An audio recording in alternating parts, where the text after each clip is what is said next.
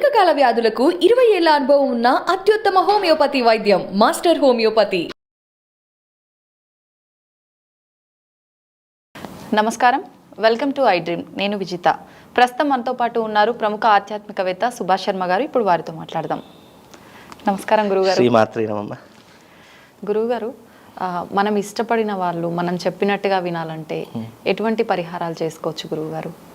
తప్పకుండా తెలియజేస్తున్నాము. ముందుగా ప్రేక్షకులందరికీ శ్రీమాత్రే నమః, శ్రీ గురుభ్యో నమః. జ్ఞానినాంనపి చేతాంసి దేవీ భగవతీ హిస బలాయ కృషమోహాయ మహామాయ ప్రయశ్చతి. ఇష్టమైనటువంటి వారు అన్నదానికి అర్థము నానా రకాలుగా వస్తుంది. ఇష్టము అన్నదానికి అర్థం ఏంటి అంటే ఒక వ్యక్తిని మనం వదలలేనటువంటి స్టేజ్లో ఉండడం ఇష్టము. అలాగే ఆ వ్యక్తి లేకపోతే మన జీవితం అంతా శూన్యంగా కనిపించడం ఒక ఇష్టంతో కూడుకున్నటువంటి. ఇష్టం ఉన్నదానికి భార్యాభర్తల ఇష్టం వేరే రకంగా ఉంటుంది, తల్లి బిడ్డల మధ్య వేరే రకంగా ఉంటుంది, స్నేహితుల మధ్య వేరే రకంగా ఉంటుంది. దీనికి ఎన్నో కోణాల నుంచి పరిశీలన చేసుకోవాలి.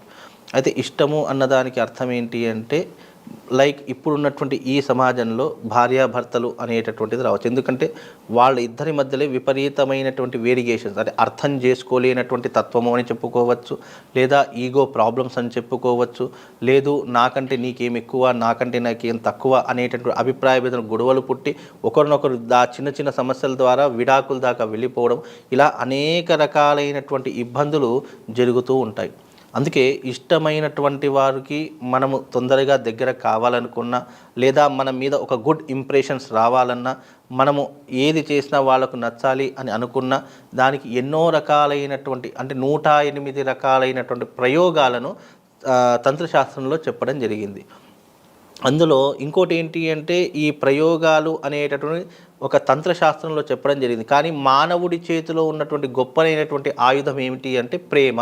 అంటే ఒక మనిషిని మనము ఎంతగానో ఇష్టపడ్డాము అన్నదానికి అర్థం ఏంటంటే ఆ ఇష్టము అన్నదానికి మనము ఆ వ్యక్తి మీద ప్రేమ చూపిస్తున్నామా, అనుమానం చూపిస్తున్నామా, లేదా ప్రతిదానికి అనుమానం పడంలోనే ప్రేమ ఎక్కువగా కనిపిస్తుందా అనేటటువంటి మనిషి ముందుగా ఆలోచన చేసుకోవాలి. నిజంగా నేను ఇష్టపడ్డానా, లేదా ఈ ప్రకృతి వైపరీత్యాల వల్ల లేదా ఇష్టపడ్డానా అనేటటువంటి ఆలోచనలు కూడా ప్రతి ఒక్కరి దాంట్లో వస్తూ ఉంటాయి. అంటే కొంతమంది ఈగోకి పోయి కూడా ఇష్టపడుతూ ఉంటారు. కాబట్టి అలాంటివి జరగకుండా ఒక కోరుకున్నటువంటి వ్యక్తి స్వచ్ఛందంగా మనతో ఉండాలి, నిజంగా మనని ఇష్టపడి మనతో ఉండాలి అనుకున్న దానికి ఎన్నో రకాలైనటువంటి నియమాలు సనాతన ధర్మంలో చెప్పడం జరిగింది. అందులో 2 రకాలైనటువంటి ప్రయోగాలు. ఒకటి, ఏ ప్రయోగం లేదు, దైవం మీద భారం వేసి అతన్ని ఇష్టపడమే మనం చేయవలసినటువంటి మొదటి కర్తవ్యం. అంటే ఏం చేసినా ఇప్పుడు కాకపోయినా రేపు మారతాడు. ఇప్పుడు ప్రతి మనిషి జీవితంలో తప్పులు అనేటువంటి చేయనటువంటి మనిషి జీవితంలో లేడు. కానీ మారడానికి అవకాశం ఇచ్చినా మారడం లేదు. అయ్యో జీవితంలో నా మీద ప్రేమ తగ్గిపోయింది, నా ప్రేమ వేరొకరికి సొంతమైపోతుంది అన్నప్పుడు ఏం చేయాలంటే దానికి 2 రకాలైనటువంటి ప్రయోగాలు. ఒకటి వశీకరణ ప్రయోగము, 2 తంత్రశాస్త్ర ప్రయోగము. ఈ 2 ప్రయోగాలు మనిషిని ఎన్నో రకాలుగా మన దగ్గర తీసుకొచ్చి పెట్టేటటువంటివి ఈ ప్రయోగాలు. వశీకరణ అంటే అర్థం ఏంటి అంటే చాలామంది ఏమంటుకుంటారంటే కేవలము ఒక స్త్రీని వశీకరణ చేసుకోవడానికి మాత్రమే ఈ వశీకరణ ప్రయోగం ఉంది అని చాలామంది అపోహపడుతూ ఉంటారు. వశీకరణ అంటే అర్థం ఏంటంటే మనం ఎవరినైతే ఇష్టపడుతున్నామో, మన జీవితంలో ఎవరినైతే కోల్పోతున్నామో వాళ్ళను మన దగ్గర తెచ్చుకోవడానికి ఉపయోగించేటటువంటిది వశీకరణ ప్రయోగం. అయితే ఈ వశీకరణ ప్రయోగాలలో కూడా ఎన్నో రకాలైనటువంటివి ఉంటాయి. ఒకటి పూజా విధానంతో చేసుకునేటటువంటివి ఉంటాయి, 2 యజ్ఞంతో చేసుకునేటటువంటి విధానాలు ఉంటాయి, 3 క్షుద్ర పూజలతో చేసుకునేటటువంటి విధానాలు ఉంటాయి, 4 తిలకం అంటే మనం పెట్టుకునేటటువంటి బొట్టు ద్వారా కూడా వశీకరణ చేసుకునేటటువంటి ప్రయోగాలు ఎన్నో రకాలుగా సనాతన ధర్మంలో తాంత్రిక విధానంలో చెప్పడం జరిగింది. అయితే ఆ వ్యక్తి యొక్క ఆలోచన ఎలాంటిది అనేటట్టు ముందు మనం కనుక్కోవాలి. ఎందుకు అనంటే ఇప్పుడు వశీకరణ అనగానే చాలామంది ఏంటంటే అయ్యో నేను ఫలానా ఈ అమ్మాయిని ఇష్టపడుతున్నానండి, నాకు ఆ అమ్మాయి ఎలాగైనా సొంతం కావాలి అనేటటువంటి ఆలోచనలు కొంతమందికి ఉంటాయి. మరి కొంతమందికి అయ్యో నా భార్య ఇల్లు వదిలిపెట్టి చాలా రోజులైంది, నేను ఎంత పిలిచినా రావడం లేదు, నా భార్యను మళ్ళీ నేను కోరుకుంటున్నాను అనేటటువంటి వాళ్ళు కొంతమంది ఉంటారు. లేదా ఒక భర్త అంటే ఒక భార్యను వదిలిపెట్టేసి తల్లిదండ్రుల మాట వినో లేదా వేరే వాళ్ళు చెప్పిన మాటలు వినో ఆ భార్యను ఒక దగ్గర వాళ్ళ పుట్టింట్లో వదిలేసి ఇతడు ఎక్కడో ఉన్నాడు అనేటటువంటి విధానాలు కొన్ని ఉంటాయి. అంటే ఇది ఎన్నో రకాలుగా 4 కోణాల నుంచి ఆలోచన చేసి అసలు నీ ప్రాబ్లం ఏంటో అనేటటువంటి విని అప్పుడు దానికి పరిష్కారం వశీకరణ ప్రయోగమా లేదా తంత్రశాస్త్ర ప్రయోగమా, యజ్ఞమా, హోమమా, పూజాకృతువా లేదా నువ్వే చేసుకోగలిగేటటువంటివి నీ దగ్గర ఏదైనా ఉన్నాయా అనేటటువంటి ఆలోచన చేసుకొని దీనికి ప్రయోగం అనేటటువంటిది చేస్తే అప్పుడు ఇష్టమైనటువంటి వాళ్ళు ఎక్కడున్నా సరే మనల్ని వెతుక్కుంటూ వస్తారు. ఇది ఎందుకు చెప్పాను అంటే పూర్వకాలంలో ఎక్కడో ఉన్నటువంటి వ్యక్తి అంటే ఇల్లు వదిలిపోయి వెళ్ళాడా లేదా ఇంట్లో గొడవలు పడిపోయి వెళ్ళాడా లేదా భార్యతో పడకుండా వెళ్ళాడా ఇలాంటి వాళ్ళ గురించి చాలామంది ప్రయోగాలు చేసేటటువంటి వారు. అతడు ఎక్కడున్నా కూడా ఇంటికి వచ్చేలా చేసేటటువంటి మార్గాలు పూర్వకాలం అంటే దాదాపు 100 సంవత్సరాల క్రితమే ఎంతోమంది ఆచరించినటువంటి వాళ్ళు ఉన్నారు. వాళ్ళ ఆచరణే మనం ఇప్పుడు తీసుకుంటే గనక దీనికి ఎన్నో రకాలైనటువంటి క్రియాదులు ఇప్పుడు ఉన్నాయి. అంటే ఒక భర్త యొక్క ప్రేమను పొందడానిక, ఒక భార్య యొక్క ప్రేమను పొందడానిక, లేదా తల్లిదండ్రుల మధ్య సఖ్యత పెంచడానిక, లేదా చిన్న చిన్న గొడవల నుంచి కూడా మనము అధిగమించడానిక, ఇలా ప్రతి ఒక్క దానికి వశీకరణ ప్రయోగం అనేటటువంటి ఒక మార్గదర్శకంగా మనకు చూపించింది. ఇంకోటి దీంట్లో చెప్పదలిగింది ఏంటి అంటే మనం ఏదైతే వశీకరణ చేస్తున్నామో అది ధర్మబద్ధంగా, న్యాయబద్ధంగా, ఇతరులకు హాని చేయకుండా అది ఉన్నట్టయితేనే ఆ ప్రయోగం అనేటటువంటిది ఫలిస్తుంది. లేదు ఇతరులకు అన్యాయం చేసేదో, ఒక కుటుంబాన్ని విచ్ఛిన్నం చేసేదో, ఒక కుటుంబాన్ని బాధ పెట్టేదో అయితే ఆ ప్రయోగము ఎవ్వరు చేసినా ఫలించదు. ఇది చాలా అలాంటివి ఫలించాలి అంటే దానికి వేరే తంత్రాలు ఉంటాయి. అంటే క్షుద్ర పూజలు, క్షుద్ర తంత్రాలు ఇవి ఉంటాయి.